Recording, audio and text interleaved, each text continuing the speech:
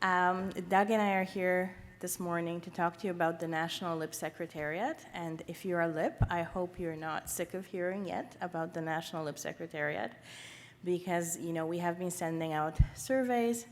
The National Lip Secretariat Working Group has been sending emails. We've been on Basecamp, and we presented on this topic last year at the P2P. So I apologize if it's a bit of overkill, but our goal is that by the time the Secretariat actually gets off the ground, people will feel like they really had a part in creating it, that everybody has had their say, and that we work out those, questions that remain before we really hit the ground running. So the National Secretariat Working Group really emerged from the Calgary Lip Learning event in March 2018.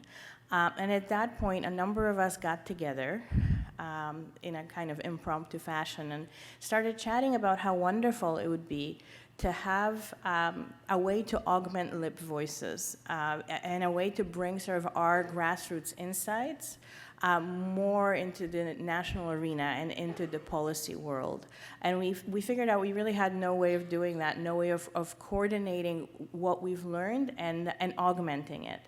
And then other concerns started emerging as well around collaboration, around wouldn't it be great if we had a central repository of resources, et cetera. And at that point, it emerged that Calgary had actually for some time been thinking about creating a national lip secretariat. And so they had an outline of a possible project. And so the National Lip Secretariat Working Group was founded, and we've been meeting ever since. One of the first things that we did is we tried to consult quite broadly with the lips to see if there was buy-in for the idea of a national lip secretariat. So we sent out a question through Basecamp. It was very informal. It was basically, do you think this is a good idea? Do you want to tell us what a secretariat could do? And we got 77 responses, which we thought was very good because there are 77 lips, and the vast majority were in support. And the few who were hesitant were mostly hesitant around the idea of duplication. They were worried that it might duplicate things that lips were already doing. They were worried about regional representation, so how to make sure that such a body could be representative given how diverse we are. And they were a little bit worried about taking the unique agency of the lips away, so losing what was special to the lips regionally. So a lot of the work that we've done since has been conceptualizing and also reassuring people that the intent is not to make us all the same. This is not a central, it's not an effort to make a one-size-fits-all lip model. It's a way to take all of our uniqueness and enhance our voices and bring us together. And it's a very collaborative process, as Doug will talk about in a second. Yeah. Okay, I think we may be a little bit behind in our slides. Oh, sorry about that. That's okay. So Yeah. we're through here? Yeah. Alrighty. Okay, so yeah, as Paulina's mentioned, engagement with lips across the country has been the principal focus of our work since this idea sort of kicked off at that lip learning event in Calgary. And so following that event, as Paulina mentioned, this working group was established, and it includes representatives of lips from across the country. And it's important, I think, for everyone, and again, we've been in contact with a lot of you repeatedly, so you may be sick of hearing it, but the working group is open to participation from any lips. So while there is a core group of people that have been meeting with regularity since the spring of 2018, anyone who's interested in participating is always welcome to do so. So the working group has been meeting on a regular basis, and there have been consultations taking place, and the consultations have taken place sort of, I would see it as sort of along two tracks. And one has been the track of talking about this idea of a national secretariat. How could it be useful? What should it look like? How should it govern itself? And the other has been the track of consulting with lips for our participation in national level policy discussions. And that's been through the National Settlement Council, or now this National Settlement and Integration Council. So lips first participated, I think, in the NSC Plus in 2018. And in that particular case, we had a number of lip representatives from different regions of the country. And then we also participated, we were invited to participate in NSC last year in Ottawa, and in that case, it was just myself. We only had one seat in the room at that time. But through both of those processes, we consulted with, as broadly as we could with LIPS across the country to identify what were the issues that we felt as a group were important for us to communicate with the policymaking community, what were the things that we wanted to get out of those meetings. So these consultations have taken place through Basecamp, through email, through teleconferences. And they've been, as I said, on two tracks of just talking about broadly this idea. Is this a good idea for us to organize on a national level? What would that look like? How could that be useful? And then, of course, consulting, and when we do take actions on behalf of the group, how can we communicate your interests and your concerns most effectively and make sure that we are in continuous conversation? So that's been our engagement to this point. All right. The next thing that came up for the working group is the Call for Proposals 2019. And we decided that this was a good opportunity for us to actually try to get the National LIPS Secretariat project off the ground.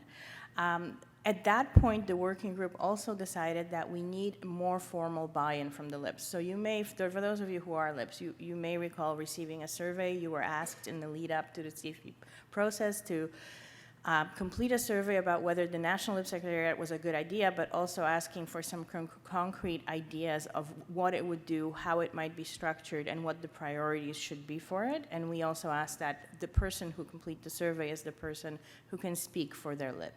And we did get broad buy-in. 95% of the responses were in support of the creation of the National LIPS Secretariat. And in total, we managed to reach 50 LIPS out of the 77, which, given the short timelines in the lead up to the CFP, I think was quite impressive for the working group members.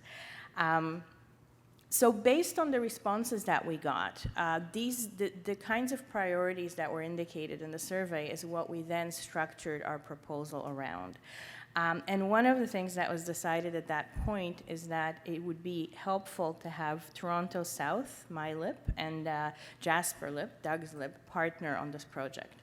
And the reason that we made that decision was because it addressed some of the concerns that had been expressed about representation, even at this very early stage. So, Jasper is a small municipal LIP that's out west.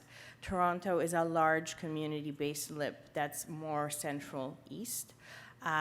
It was also easier for, I think, Toronto, because it's a community-based LIP, to actually hold the contribution agreement, because there are not as many approval steps necessary as for a municipal LIP.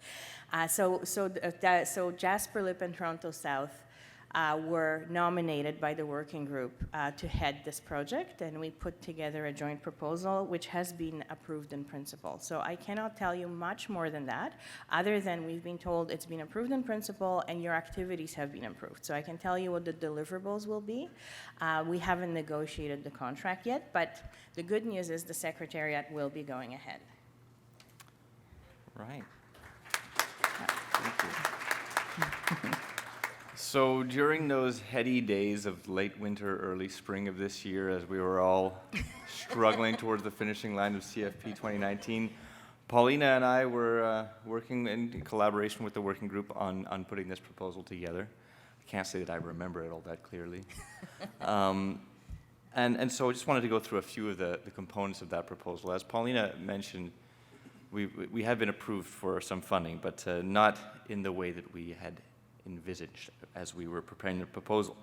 So the sort of core component of the proposal, as Paulina mentioned, is the idea that this secretariat would be staffed jointly by her and myself, the Toronto South and Jasper LIPS, and there's, again, Paulina mentioned our sort of reasoning or our logic behind that decision.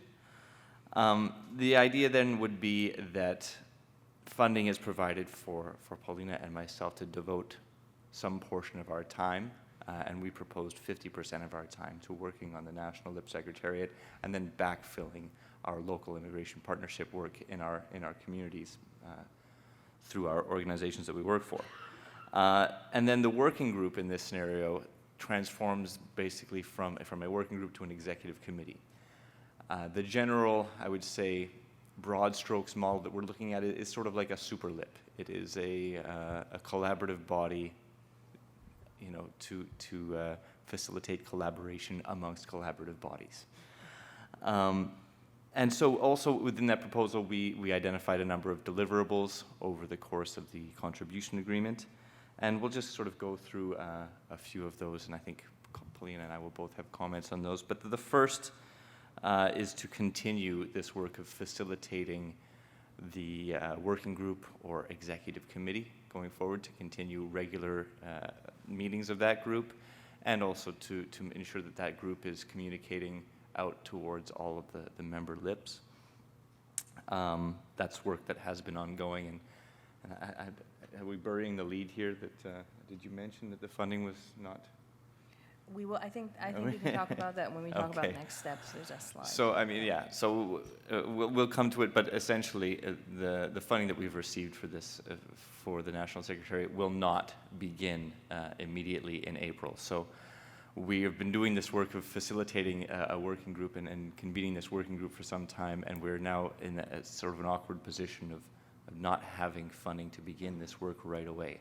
So we'll talk a little bit more about how we plan to deal with that particular problem. But yeah, one of the core deliverables we will be focusing on is continuing this conversation through the working group or executive committee in the years to come. Yeah. You want to talk a little bit about the next? Well, I did want to talk a little bit about some of the other deliverables here.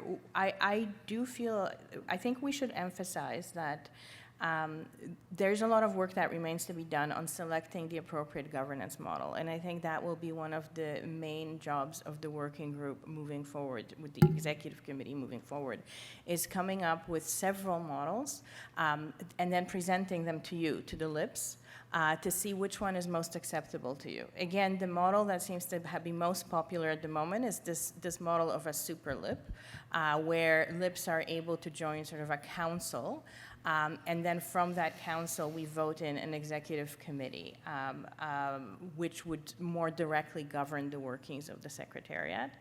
And I think that would address some of the issues around representation from around the country. But again, this remains to be seen. It's the piece of work that the working group will need to take on moving forwards. And there's a significant amount of research that will go into that and consultation.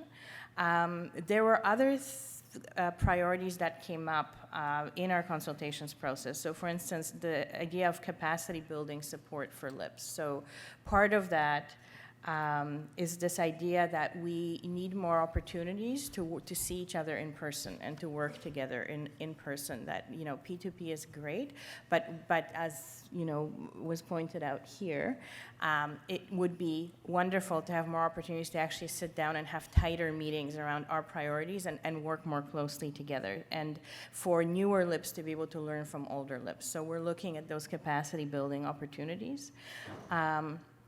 We are looking at continued engagement with LIPs across Canada. So again, standardizing this engagement. So LIPs are used to receiving communication from us, expect communication from us, and are able to rely on communication from us as giving them important national level information. And this feeds into the National Settlement and Integration Council that we will speak about in a second. And again, finally, enhancing LIPs' voices in national forums. So the idea is that the National LIPS Secretariat would be a way for external bodies who don't know the LIPs to speak to the LIPs. So we have come across this idea of who, you know, if we have insights about our communities, how can we really make sure those insights get to the important tables? And that would be part of the work of the National LIPS Secretariat. And then the next slide, I've talked a lot. Next slide is also mine. So the other bit of excellent news is that the LIPS now have a permanent spot on the National Settlement and Integration Council. And I believe most of you know this, but the National Settlement and Integration Council is the main way in which the government regularly consults with settlement and other bodies across Canada around immigration policy and issues that are coming up in the community. So this is a huge success. Now, when this came up, the National Lip Secretariat Working Group sent a query to all LIPs proposing a nominations process and asking for feedback, and also asking whether there's an alternative process that somebody would like to see. And we got considerable feedback saying that our nominations process was acceptable. There was no opposition. So the National Lip Secretariat Working Group decided that it would make sense until the National Lip Secretariat was up and running to have the position alternate between the two leads on the project. Simply because that working group and us is the only mechanism currently for LIPs to consult nationally. And we felt that if there was only one spot, first of all, it was better if we were able to split it between two people, so to share it, but also that at least we had the capacity and the commitment and the ability to consult with all the LIPs ahead of each NSIC meeting and then report back to all the LIPs. So people didn't feel left out of the loop so that we would be able to represent you properly. So you might have seen a survey that went out this Monday. Please do complete it. It's very quick. It's just asking what your priorities are, what you want us to bring to the National Settlement and Integration Council, and what you want to contribute in terms of your observations from your communities. That survey will be followed by regional teleconferences hosted and facilitated by members of the National Lip Secretariat Working Group, where we will delve a little bit more deeply into the issues that come up through the survey. And then hopefully we will compile all of that information and be able to bring it to the council meeting in December. And a report will be issued to you after the council meeting of what happened. Just 1 quick minute, 30 seconds. Like 30 seconds, 15 seconds. So as I mentioned earlier, the really big takeaway from the result of our proposal for funding was that we were awarded funding to create this National Secretariat as a pilot project. However, the funding will begin in April of 2022. The situation we face is that we have now been working on this for almost 2 years. We have built some momentum. We don't want to squander that. And so we are looking at ways to find some bridging funding to somehow devote some of our time to continuing this project. And as part of that, we're going to need to consult with all of you on prioritizing particular deliverables. What is it that you want us to be working on over the next couple of years until the full funding envelope arrives in April 2022, and we can do the whole thing that we've committed to. So there will be more consultations to come. Yes.